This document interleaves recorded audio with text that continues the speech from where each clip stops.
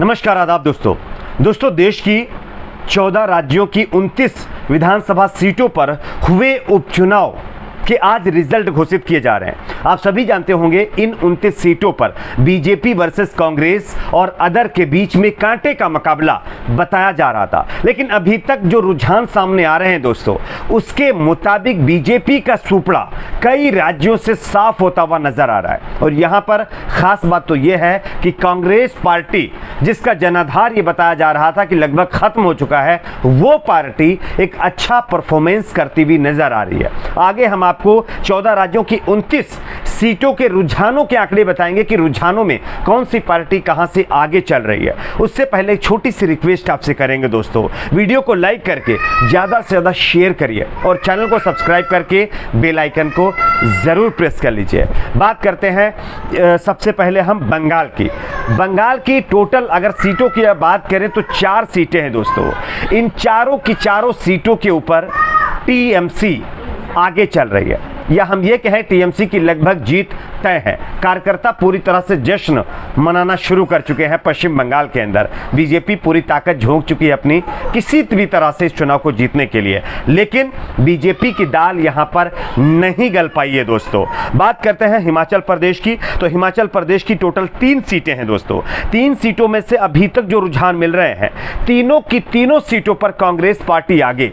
1 seat Congress party ने जीत ली है, यानी कि हिमाचल में बीजेपी की सरकार है और बीजेपी की सरकार रहते हुए कांग्रेस पार्टी ने इतना बड़ा अचीवमेंट किया है कि तीनों की तीनों उपचुनाव की सीटों पर कांग्रेस पार्टी चुनाव जीत रही है। तो आप समझ सकते हैं कि बीजेपी कहां पर है। बात करते हैं आगे आंध्र प्रदेश की। आंध्र प्रदेश में भी बताया जा रहा था कि बीजेपी बहुत अच्छा परफॉर्मेंस करेगी, बीजेपी चुनाव जीत जाएगी, बीजेपी ऐसा करेगी वैसा करेगी, लेकिन यहां पर भी बीजेपी का सुपड़ा साफ होता हुआ नजर आ रहा है। 1 सीट जिसमें वाईएसआर कांग्रेस पार्टी, जगनमोहन रेड्डी जो है उनकी पार्टी चुनाव जीत रही है। आगे बात करते हैं असम की। असम की टोटल 5 सीटें हैं दोस्तों, लेकिन असम के अंदर बीजेपी अच्छा परफॉर्मेंस जरूर कर रही है।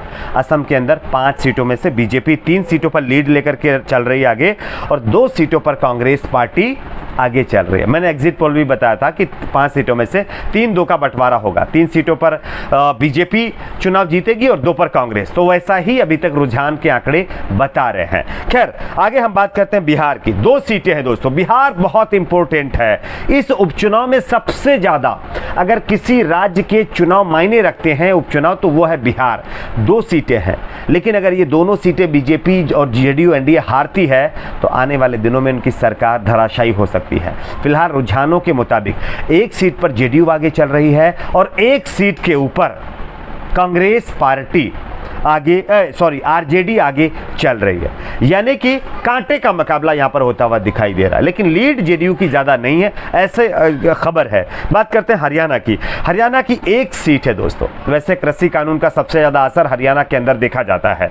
1 सीट पर बीजेपी वर्सेस अदर के बीच में कांटे का मुकाबला था। कांग्रेस पार्टी भी मैदान में थी, लेकिन अभी तक जो आंकड़े आ रहे हैं उसके मुताबिक इंडियन नेशनल लोक दल इस सीट पर, एलानाबाद की सीट पर आगे चल रही है, यानी कि कृषि कानून का सीधा असर। बीजेपी का सुपड़ा साफ होता हुआ यहां पर भी नजर आ रहा है।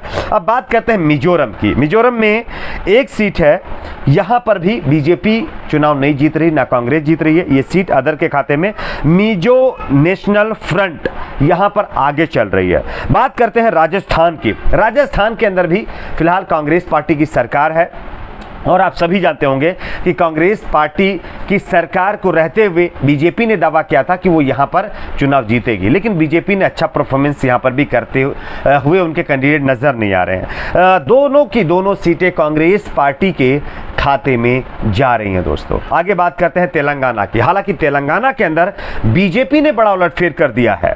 तेलंगाना की 1 सीट है दोस्तों, यहां पर टीआरएस की सरकार और टीआरएस का गढ़ माना जाता है तेलंगाना, लेकिन बीजेपी इस सीट पर आगे चल रही है। तो तेलंगाना में जो है बीजेपी ने दस्तक दे दी है। निकाय चुनाव के बाद बीजेपी ने दूसरा ये उपचुनाव है जहां पर अपनी अच्छी कामयाबी उसने हासिल की है। बात करते हैं मेघालय की। मेघालय की 3 सीटें हैं।